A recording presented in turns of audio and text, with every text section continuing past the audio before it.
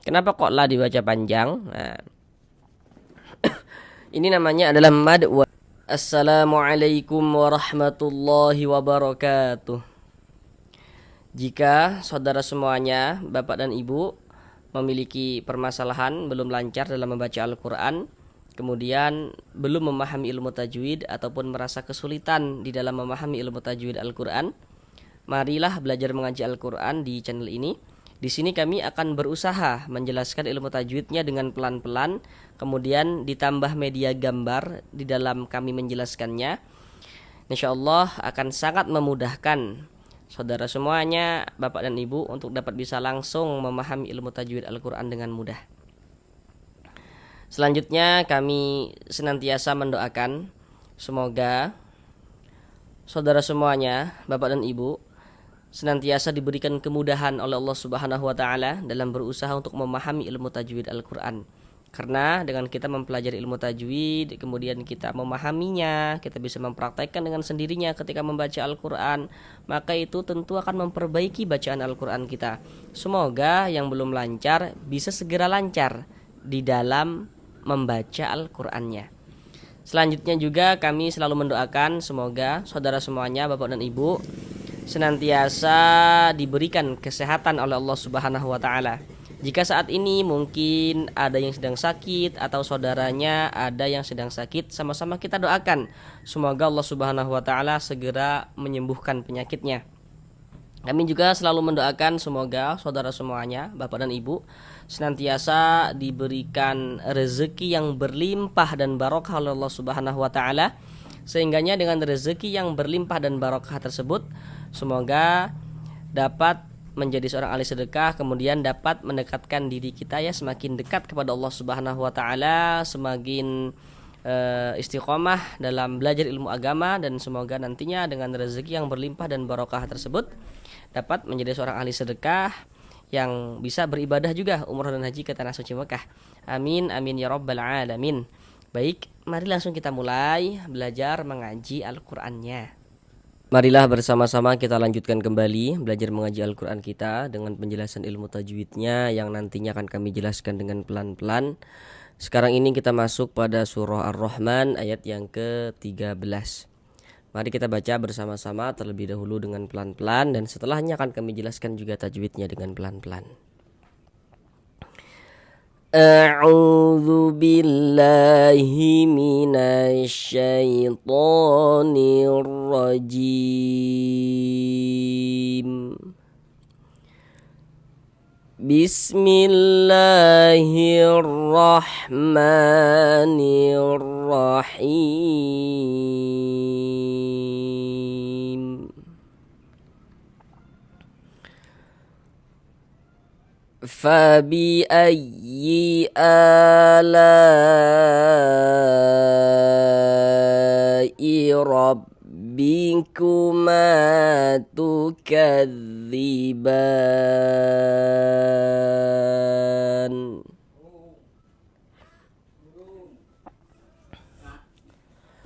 Mari bersama-sama kita pelajari ilmu tajwidnya dengan pelan-pelan. Yang pertama di sini fa. Ketika kita mengucapkan huruf fa, itu ada nafas yang mengalir. Fa, fi, fu. Jangan dibaca pa, pi, pu. Jangan. Tapi dibaca fa, fi, fu. Karena di antara sifat huruf fa memiliki sifat hamas. Fa. Fa bi ayyi ala. Di sini ada huruf ya bertasydid. Tanda tasydid itu seperti ini, seperti angka 3 terbalik ke atas atau seperti huruf W. Jadi kalau kita membaca Al-Qur'an kemudian kita bertemu dengan huruf ya bertasydid yang dia itu bukan idgham bi gunnah.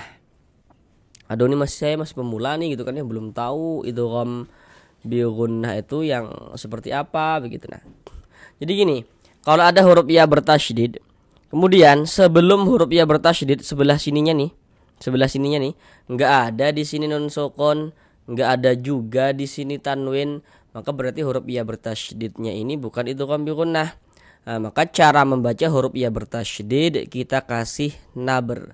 Nabr itu tekanan pada huruf-huruf tertentu sehingga intonasi suaranya itu sedikit lebih tinggi dibandingkan dengan huruf-huruf di sampingnya. Fa bi ayyi seperti itu. Atau misalkan tuh pada surah Al-Fatihah tuh iyyaka na'budu wa nah itu namanya naber itu. Nah, ini kita tekan. Fa bi ayyi ala, a dibaca panjang. Ini namanya adalah mad badal. Nah, jadi mad badal itu terjadi karena adanya huruf hamzah yang mendahului daripadanya huruf mad. Atau bisa dibalik, huruf mad sebelumnya adalah hamzah. Nah, huruf-huruf mad itu apa saja begitu. Nanti akan kami jelaskan.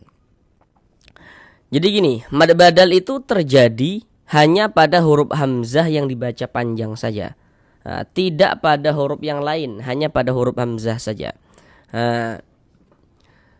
Di sini ini huruf hamzah, bukan huruf alif. Jadi huruf hamzah itu bisa ditulis dalam bentuk seperti ini. Bisa juga ditulis dalam bentuk alif yang memiliki tanda baca seperti ini. Kalau masih bingung, coba perhatikan gambar di samping yang kami kasih tanda panah. Bahwasanya di situ ada alif. Di antara huruf mad itu, yakni alif sebelumnya harokat fathah. Itu ada alif, sebelum alif ada harokat fathah ya. Dan yang memiliki harokat fathah adalah huruf hamzah. Jadi huruf yang memiliki harokat fathahnya dibaca panjang. Dikarenakan yang dipanjangkan huruf hamzah, maka terjadilah mad badal. Pembahasan lebih lengkap, lebih detail tentang mad badal ini sudah kami buatkan tersendiri playlist videonya. Silakan dilihat di bagian playlist video. Jadi mad badal itu panjangnya 2 harokat. Yang terpenting kita pahami dulu yang mudah-mudah supaya tidak merasa kesulitan dalam belajar. Oh, huruf kalau di atasnya ada tanda seperti ini, tanda harokat fathah berdiri yang berbentuk alif kecil seperti ini, maka berarti huruf tersebut dibaca panjang. Jika tanda seperti ini terjadinya pada huruf hamzah, oh itu mad badal kayak gitu. Fa bi ayyi ala, la dibaca panjang. Kenapa kok la dibaca panjang? Ini namanya adalah mad wajib muttasil. Namun pada awalnya namanya mad tabi'i. Kenapa kok dari mad tabi'i bisa berubah menjadi mad wajib seperti itu? Perhatikan media gambar di layar. Di situ ada bacaannya rumus mad tabi'i atau mad asli. Jadi mad tabi'i atau mad asli itu memiliki 3 huruf mad. Jadi huruf mad itu jumlahnya ada 3. Apa-apa saja rumus satu warna hitam? Huruf ya sukun sebelumnya harokat kasroh. Jadi kalau baca Al-Quran ada huruf ya sukun, sebelum ya sukun ada huruf yang memiliki harokat kasroh, maka huruf yang memiliki harokat kasrohnya dibaca panjang seperti itu. Rumus 2 warna hitam, huruf waw sukun sebelumnya harokat dhammah. Jadi kalau ada waw sukun, sebelum waw sukun ada huruf yang memiliki harokat dhammah, maka huruf yang memiliki harokat dhammahnya dibaca panjang. Rumus 3 warna hitam, huruf alif sebelumnya harokat fathah. Jadi kalau ada alif, sebelum alif ada huruf yang memiliki harokat fathah, maka huruf yang memiliki harokat fathahnya dibaca panjang. Di dalam Al-Quran itu, huruf mad itu bisa ditulis dalam bentuk seperti rumus 1, rumus 2, rumus 3 yang warna-warna hitam itu. Bisa ditulis dalam bentuk seperti yang warna-warna hitam. Yang maksudnya itu, dari segi tulisan, huruf madnya itu ada, kelihatan, tampak, ada dari segi tulisan, dapat kita lihat. Kemudian untuk menunjukkan tanda panjang, bisa juga huruf-huruf mad itu tidak ditulis dalam bentuk seperti yang warna-warna hitam itu. Namun huruf madnya itu dikira-kirakan, diganti dalam bentuk tanda-tanda seperti yang warna-warna hijau itu. Jadi kalau pada mad tabi'i yang warna-warna hijau itu pada dasarnya adalah jelmaan daripada yang warna hitam seperti itu. Sedangkan la ini dibaca panjang, penjelasannya di rumus 3 warna hitam. Cara kita memahami rumus 3 warna hitam, di situ ada alif ya, di rumus 3 warna hitam ada alif, sebelum alif ada harokat fathah. di bawah harokat fathah di situ ada titik-titik. Titik-titik di sana itu maksudnya itu letaknya huruf yang dibaca panjang sebab dia memiliki harokat fathah itu tadi. Tapi kan kita perlu memahaminya dari awal. Jadi cara kita memahaminya dari awal yakni kalau kita baca Al-Qur'an apabila bertemu dengan huruf alif, sebelum huruf alif ada huruf yang memiliki harokat fathah, nah, maka huruf yang memiliki harokat fathahnya dibaca panjang seperti itu. Contoh dalam bacaan, di sini ada alif nih. Nah, ini alif nih yang disambung dengan huruf lam, ada alif nih. Sebelum alif sebelah sininya nih ini ada harokat fathah. Nah, ini baris miring ini namanya harokat fathah atau tanda baca fathah. Nah, maka huruf yang memiliki harokat fathahnya dibaca panjang. Nah, di sini kan ya huruf yang memiliki harokat fathah adalah huruf lam, maka huruf lam yang dibaca panjang. Artinya la dibaca panjang. Pada awalnya dia namanya mad tabi'i sesuai dengan rumus 3 yang warna hitam pada awalnya. Kemudian mad tabi'inya tuh bertemu dengan ini.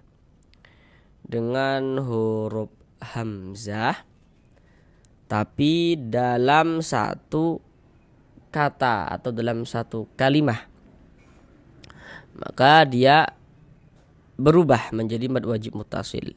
Panjangnya mad wajib itu wajib dibaca minimal panjangnya itu 4 harokat. Jadi nggak boleh dibaca dengan 2 harokat, nggak boleh.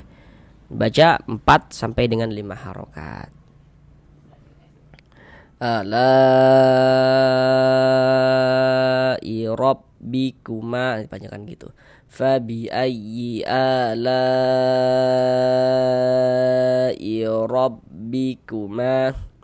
Huruf ra memiliki ini tanda baca fathan ya, baris di atas ini harokat fathah, maka ini huruf ra dibaca tebal, dibaca tafkhim sehingga pangkal lidah kita naik terangkat ke atas ketika kita mengucapkannya, tebalkan huruf ra-nya.